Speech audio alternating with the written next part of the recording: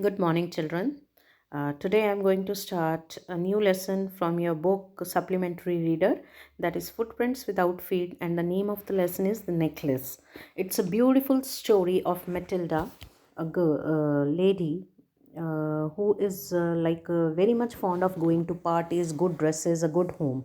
But unfortunately, she is not married to a rich person, and her dreams of living a luxurious life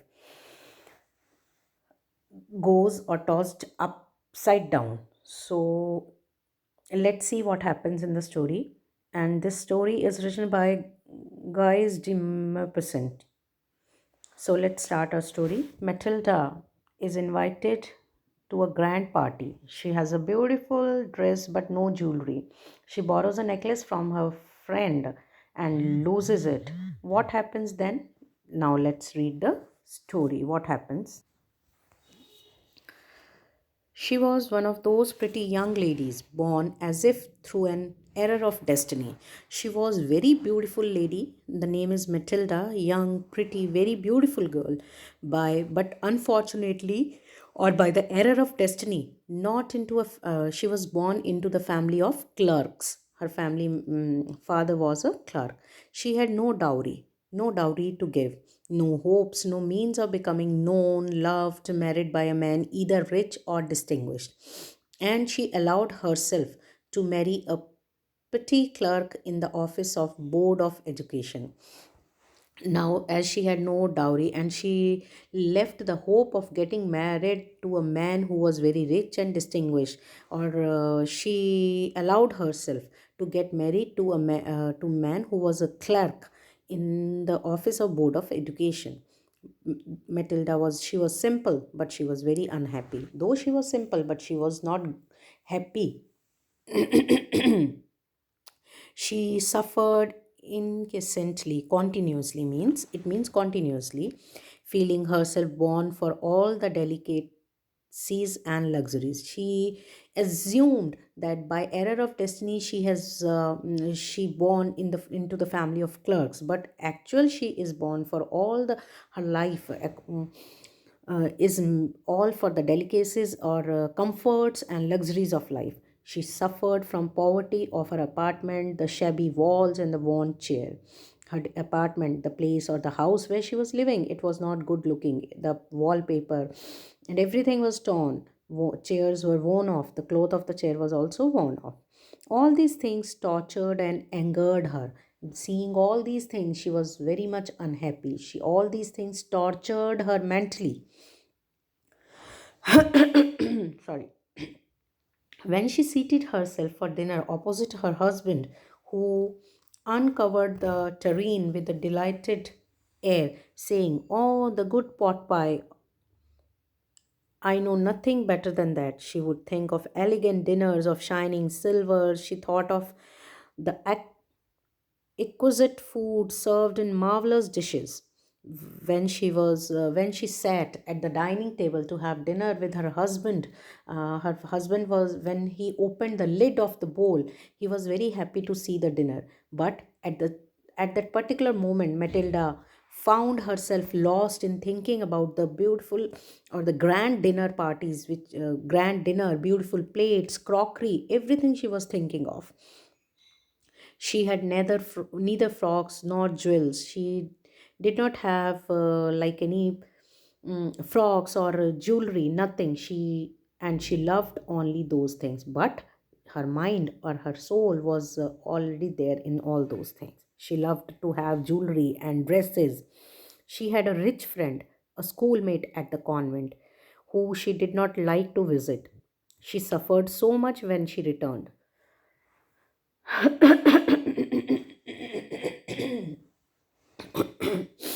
Matilda had a rich friend, a schoolmate at the convent when she was studying. She had a schoolmate, and whenever she went to see her, after coming from there, she suffered a lot. So that is why she did not like to visit her place. She wept for whole days from despair and disappointment. She keeps on weeping. After meeting her, when she returns home, she keeps on weeping for hours and hours because of her situation. She was not happy. She was disappointed and hopeless. One evening, her husband returned, elated, happy, bearing in his hand a large envelope. One day, one evening, her husband came back home, happily having a big envelope in his hand. Here, he said, here is something for you. He said, he told Matilda that, see what I have got for you. She quickly drew out a printed card on which were inscribed these words. Matilda took out a card out of that envelope. On that card, it was written, these words were written: the Minister of Public Instruction and Madam George Rampono asked the honor of Mr. and Madam Loisel's company Monday evening, January 18, at the minister's residence. It was an invitation for a party where she and her husband, they both were invited. Instead of being delighted, instead of being happy, her husband had hoped, her husband was thinking that she would be happy on seeing this invitation. She threw the invitation spitefully upon the table, murmuring. What did she murmur? What did she spoke softly? What do I suppose to do with that? She asked her husband, what should I do? She asked her husband, what does he want that she should do with that invitation? Now her husband answers, my dearie, I thought it would make you happy. He said, I thought this invitation would make you happy as you like parties. You never go out, and this is an occasion and a fine one. You never go out for parties, and this is an occasion and a good one. Everybody wishes one. He said that this is such type of invitation that everybody else wants to have it, and it was very select. Not many are given to employees, and he said that only few people in the company are given this, in the office are given this invitation. Not everybody is given this invitation. you you will see the whole official world there. She looked at him with an irritated eye and declared impatiently, what do you suppose I have to wear to such a thing as that? Then he irritatedly answers, she irritatedly answers, that what do you think she's going to wear for this party? He had not thought of that. Her husband said, I have not thought of that. Why? The dress you wear when we go to the theater? Then he immediately gives the suggestion that she can wear the dress which she wears usually when they go to theater. It seems very pretty to me. And he said, it seems very pretty to him. He was silent and stupefied in dismay at the sight of his wife weeping, and he was now silent and felt himself as a fool, and he was hopeless to see that his wife was crying. He stammered, what is the matter? What is the matter? Now he asked, what is the problem like? By a violent effort, she controlled her vexation and responded. She controlled her anger and she responded in a calm voice, wiping her moist cheeks, cleaning her cheeks or wiping her cheeks. She said, nothing, only I have no dress and consequently I cannot go to this affair. She declared that she does not have any dress to wear to such type of parties, so she cannot go there. Give your card to some colleague whose wife is better fitted out than I. Then she said that give this card to your colleague whose wife has more dresses or more beautiful than I have. He was grieved, he was sad, but answered, let me see, Matilda, how much would a suitable costume cost? Then he said, okay, fine, let me see. How much money do you want to buy a suitable costume? Cost something that would serve for other occasions, something very simple.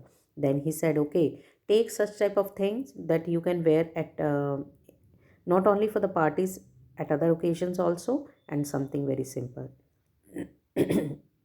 She reflected for some seconds, thinking of a sum that she could ask for without bringing with it an immediate refusal, and a frightened exclamation from the economical clerk. She immediately thought of an amount which her husband, as a clerk, would be able to give her, and he would not refuse to her quickly. Finally, she said in a hesitating voice, I cannot tell exactly, but it seems to me that 400 francs ought to cover it.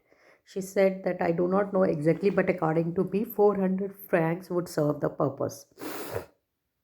He turned a little pale. The face of her husband turned pale, for he had saved just the sum to buy a gun. But the reason was that he had saved exactly the 400 francs to buy a gun that he might be able to join some hunting parties the next summer. He had planned to join the hunting parties next summer, so he had saved exactly 400 pounds to buy a gun. With some friends who went to shoot larks on Sunday, he wanted to go for hunting with his friends who go on Sundays for shooting. Nevertheless, he answered, very well, I'll give you 400 francs, but try have a pretty dress. He said, okay, fine, I'll give you 400, but use it wisely. Get a beautiful dress.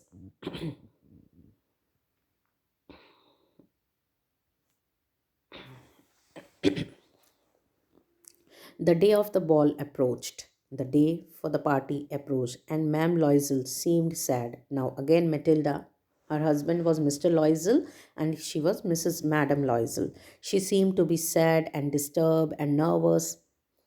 Nevertheless, her dress was nearly ready, but her dress was ready. Her husband said to her one evening, what is the matter with you? You have already acted strangely for 2 or 3 days. What's wrong with you? Why are you acting so strange?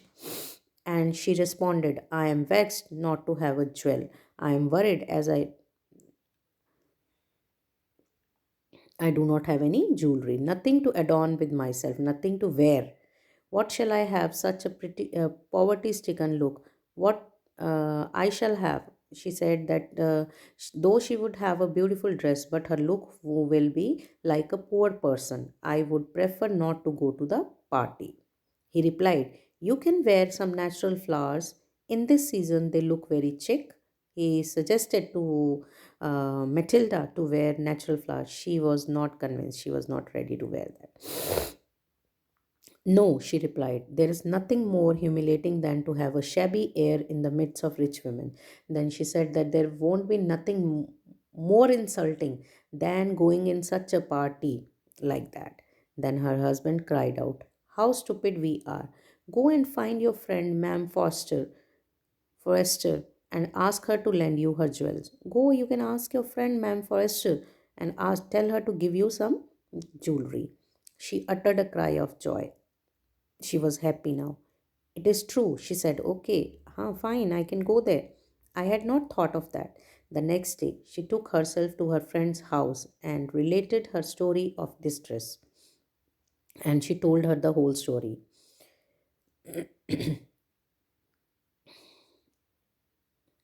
Ma'am Forrester went to her closet. Her friend went near to her closet, Almira, took out a large jewel case, and she took out a large jewelry box and brought it, opened it, and said, choose, my dear, you can take any one of your choice. She saw at first some bracelet, then a collar of pearl, then a Venetian cross of gold, and jewels of admirable workmanship. She tried the jewels before the glass, hesitated, but could neither decide to take them nor to leave them. She was not able to decide what to take, what not to take.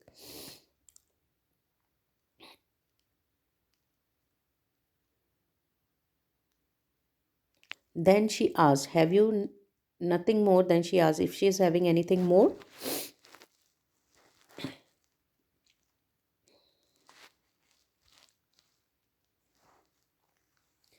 Why, yes, look for yourself. Then her friend told her to pay a look herself. I do not know what will please you. She said, I do not know what you will like. You better go to my cupboard and see yourself what do you want. Diamonds. Her hands trembled as she, diamonds, her hand trembled as she took it out. Suddenly, she discovered in the black satin box a super necklace of diamonds. Suddenly, when she was looking into the cupboard, she found a diamond necklace which was covered in the satin cloth. Her hand trembled, her hands were shaking as she took it out. She placed it about her throat against her dress and she took it out. She placed it on her throat against her dress and was ecstatic and was elegant. Then she asked in a hesitating voice, full of anxiety, full of nervousness, "Could you lend me this? Only this?" "Why, yes, certainly." She asked, "Can I borrow this?" Her friend said, "Yes, only this." She said, "Yes, I want only this." She fell upon the neck of her friend, embraced her with passion, and then went away with her treasure. Then she hugged her friend and she went away with the necklace. The day of ball arrived, the day of party arrived. Ma'am Loisel was a great success here. It means she was looking very, very beautiful. She was the prettiest of all. She was very beautiful. She was prettiest of all, elegant, gracious, smiling, full of joy. She was very, very happy. All the men noticed her, asked her name, and wanted to be presented for dance. She danced with enthusiasm, intoxicated with pleasure, thinking of nothing but all the admiration. She was thinking how the people were admiring her. This victory, so complete and sweet to her heart, and this night was a memorable. This was an memorable evening for her, and it was very close to her heart. She went home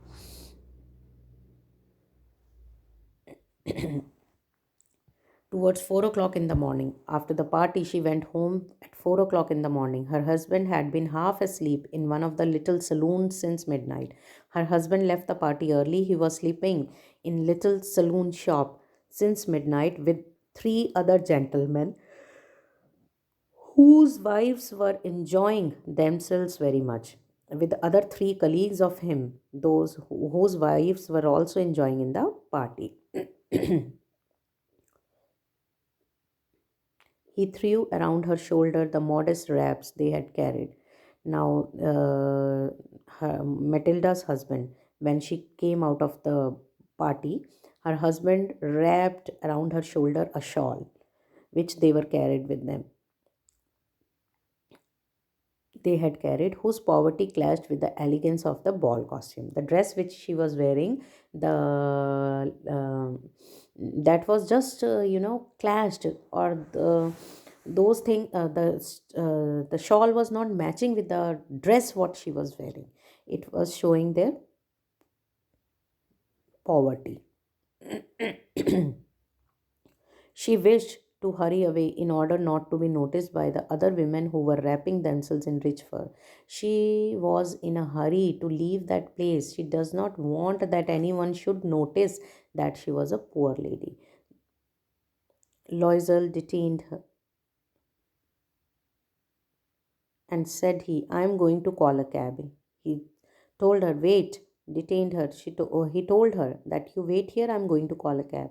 But she would not listen and descended the steps rapidly. But she did not listen and kept on walking fast. When they were in the street, when they reached another street, they found no carriage and they began to seek for one, hailing the coachman whom they saw at a distance. And they shouted for her to call a coachman whom they saw at a distance.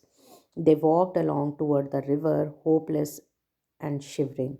Finally, they found one of those old carriages, and that one sees in Paris after nightfall. Then suddenly they saw a carriage. It was not good looking.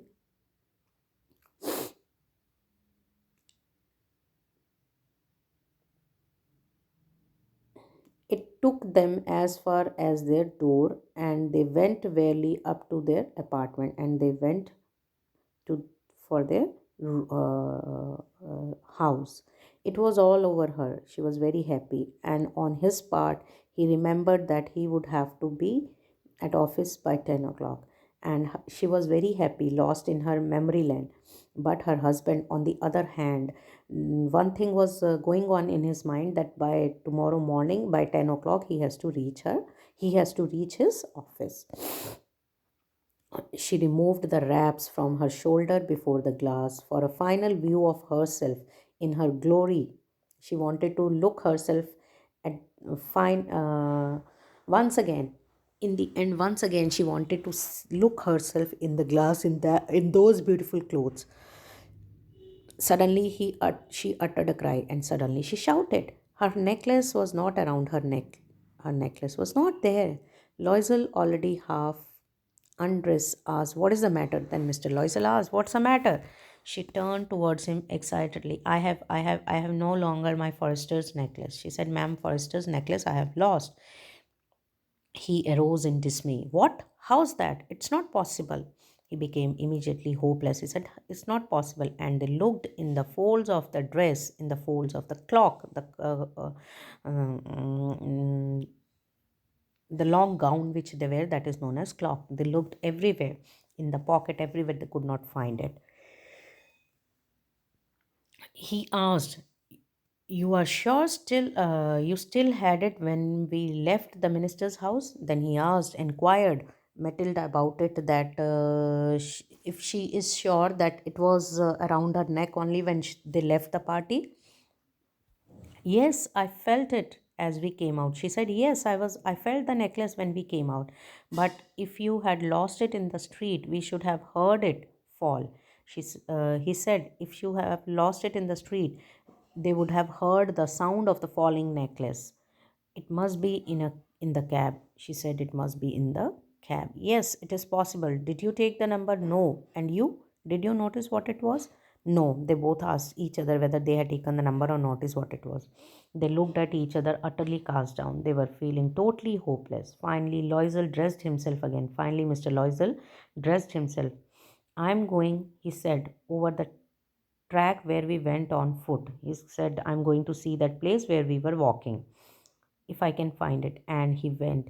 She remained in her evening gown, not having the force to go to bed. Toward 7 o'clock, her husband returned. He had found nothing, but he did not come with something.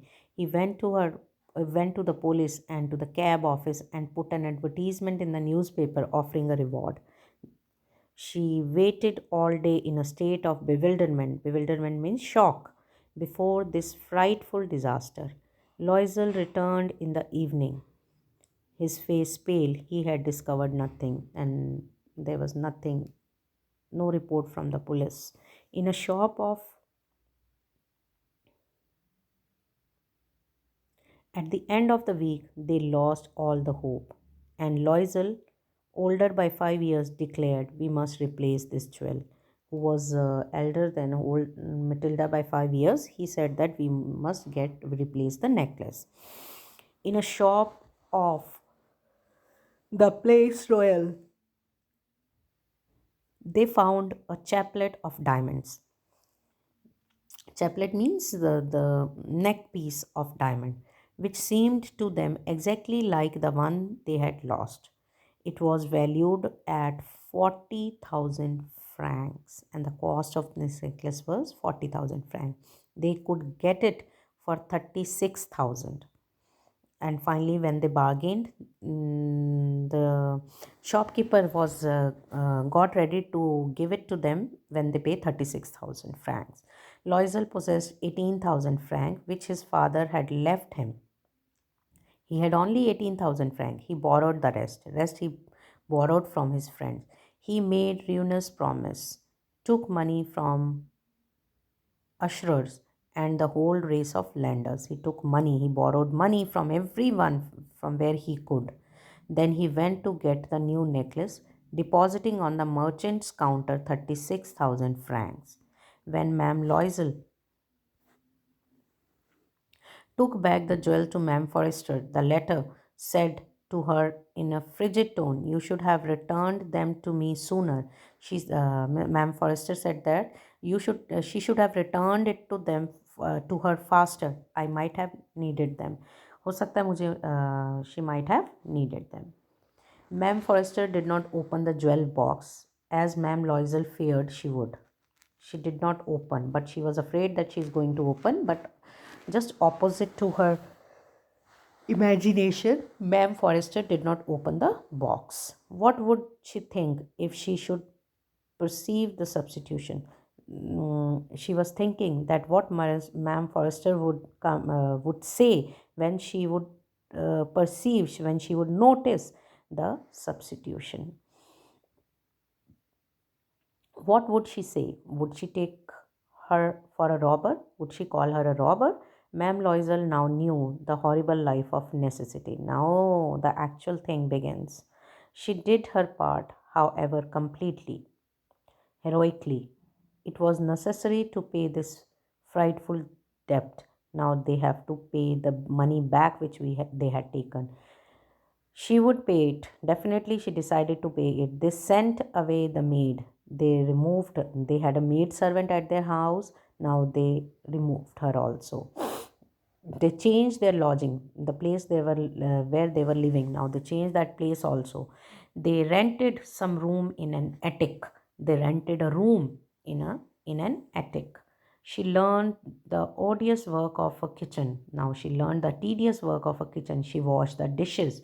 She washed the soiled linen, soiled cloth, their clothes, and dish clothes. She washed everything, which she hung on the line to dry. She took down the refuse to street each morning and brought up with water,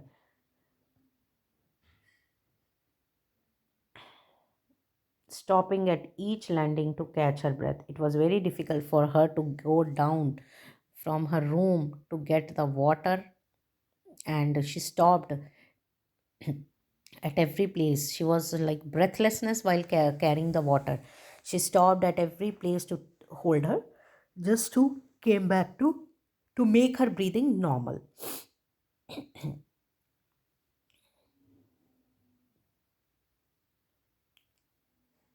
She went to the grocers, the butchers, and the fruiterers with her basket on her arm, shopping, haggling to the last sou of her miserable money, and fighting for her last penny of her money. The husband worked evenings, putting the books of some merchants in order, and nights he often did copying of 5 saws a page. And he took five saw is the in we have pesa in France. They have saws. So for 5 saws he did work. See how hard he worked. Daytime he worked in his office. In the evening he used to check the account, and at night to check a page, a page. He took 5 saws, and this life lasted for 10 years. And for the 10 years they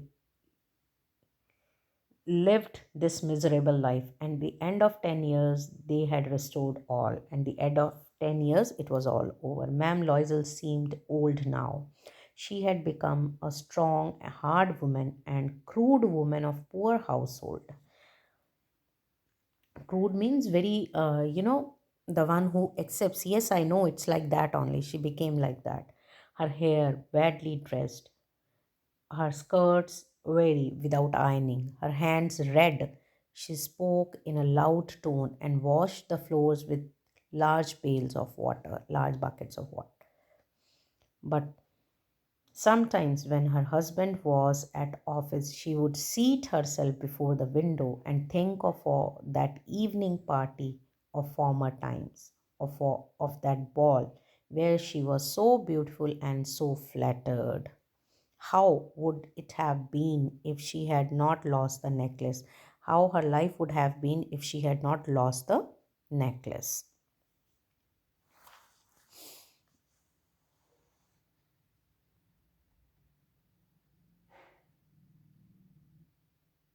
Who knows how singular is life and how full of changes? How one life is full of changes? How a small thing will ruin or save one? How a small moment in our life can make our life or can ruin our life? One Sunday, as she was taking a walk in the Champs Elysees to rid herself of the cares of the week, as she was tired of all the work, she went to a park She suddenly perceived a woman walking with a child. She suddenly noticed a woman walking with a child. It was Ma'am Forrester, still young, still pretty, still attractive. Ma'am Loisel was affected. Should she speak to her? Yes, certainly. And now that she had paid, she would tell her all. Why not? She decided to tell her everything. She approached her. Good morning, Jane. Her friend did not recognize her, as she was astonished to be so familiarly addressed by this common personage.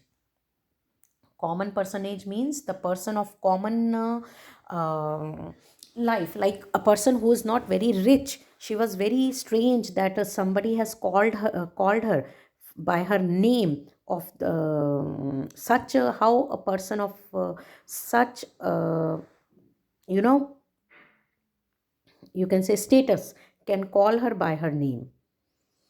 But madam, I do not know you, you must be mistaken. She said, ma'am, I do not know you. No, I am Matilda Loisel. Her friend uttered a cry of astonishment. Her friend was shocked. Oh, my poor Matilda, how have you been changed? How have you been changed? What's wrong with you? Yes, I have had some hard days since I saw you and some miserable ones. She told her everything now. And all because of you. Because of me? How's that? You recall the diamond necklace that you loaned me to wear to the minister's ball? Yes, very well. She said, yes, I know about that. Well, I lost it. She said, I lost it. How's that? Since you returned it to me. So then, no, how's that possible? You returned it to me. I returned another one to you exactly like it. She told her everything that I returned you. Not the real one, but the one I replaced. And it has taken 10 years to pay, and it has taken 10 years for them to pay for it. You can understand that it was not easy for us who have nothing, but it is finished and I am decently content. She said, now the debt is over and I'm really happy now. Ma'am Forrester stopped short. She said, okay. She said, you say that you bought a diamond necklace to replace mine? She stopped her in between and she said, you said diamond necklace you brought to replace mine? Yes, you did not perceive it then? You did not notice it then? They were just like they were simply similar. And she smiled with proud and simple joy.